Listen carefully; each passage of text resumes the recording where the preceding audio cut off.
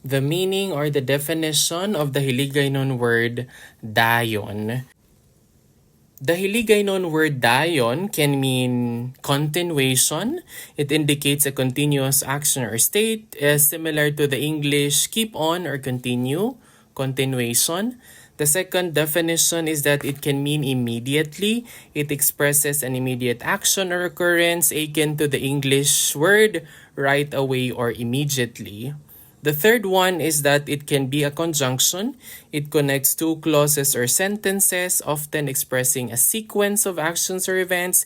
It is similar to the English word and then. Number 4 is that it can also give emphasis. It can be used for emphasis, similar to the English word just or simply. And lastly, it can also be an imperative in certain contexts. Dayon can be used to express an imperative or command urging immediate action.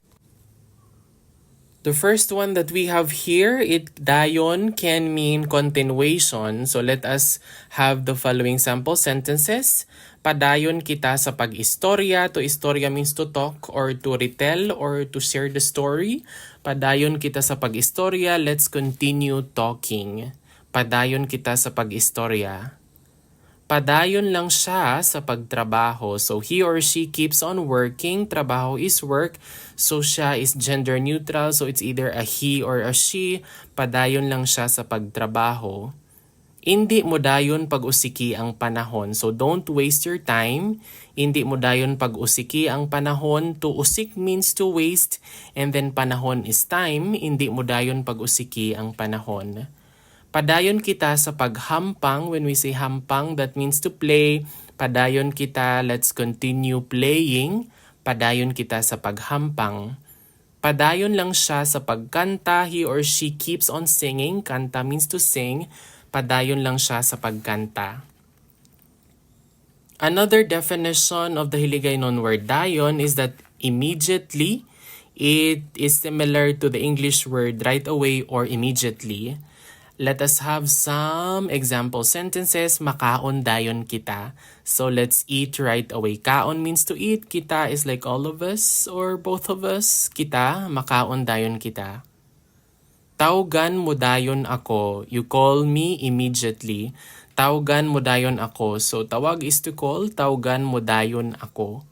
Bisitahan mo dayon siya. So visit him or her right away. So siya is gender neutral. So it's either a he or a she. Bisitahan mo dayon siya. Sugata ako dayon. So pick me up immediately. To make sugat is to pick up, like let's say from the airport or from the bus station. Sugata ako dayon. Buligi ako dayon. Help me immediately. To bulig means to help. Buligi ako dayon. Another definition or use of the Hiligaynon word dayon is that it can also be a conjunction. It connects two clauses or sentences, often expressing a sequence of actions or events. It is similar to the English word and then.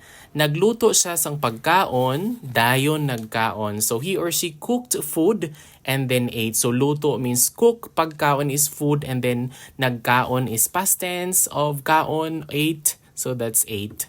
Naglaba siya, dayon nagpanghalay. So she or he washed his or her clothes and then hang them to dry. So laba is to wash clothes and then panghalay is like to hang them dry. Naglaba siya, dayon nagpanghalay.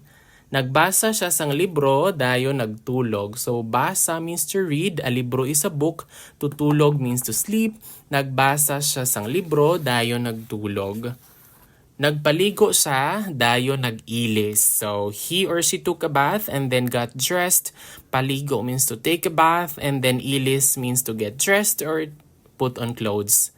Nagsulat siya sang sulat, dayon nagpadala. So, sulat means to write. Nagsulat, past tense, wrote. And then a sulat, it means also a letter.